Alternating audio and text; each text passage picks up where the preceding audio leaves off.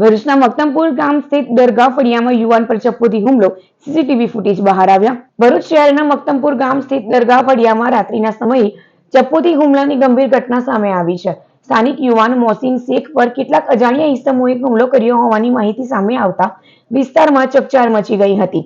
મોહસિન શેખ રાત્રિના સમયે દરગાહ ફળિયા વિસ્તારમાં હાજર હતા ત્યારે કેટલાક ઇસમો તેમની સાથે ઝઘડામાં ઉતર્યા હતા. વાત વધતા હુમલાખોરોએ ચપ્પુ વડે હુમલો કર્યો હોવાનું સામે આવ્યું છે. હુમલામાં મોહસિન શેખને શરીરના ભાગે ઈજાઓ પહોંચતા તેઓ લોહી લુહાણ હાલતમાં ઢળી પડ્યા હતા. આસપાસના લોકોએ તરત જ ઈજાગ્રસ્ત યુવાનને સારવાર માટે નજીકની હોસ્પિટલ ખસેડ્યો હતો, જ્યાં તેમની સારવાર ચાલી રહી હોવાનું જાણવા મળ્યું છે. ઘટનાને લઈને વિસ્તારમાં ભય અને તણાવનો માહોલ સર્જાયો હતો.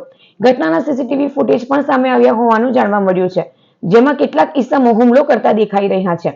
પોલીસ દ્વારા સીસીટીવી ફૂટેજના આધારે હુમલાખોરોની ઓળખ મેળવવાના પ્રયાસો હાથ ધરાયા છે. ઈજાગ્રસ્ત મોહસિન શેખે સમગ્ર મામલે સી ડિવિઝન પોલીસ સ્ટેશનમાં ફરિયાદ નોંધાવી છે. ફરિયાદના આધારે પોલીસે ગુનો નોંધી વધુ તપાસ હાથ ધરી છે.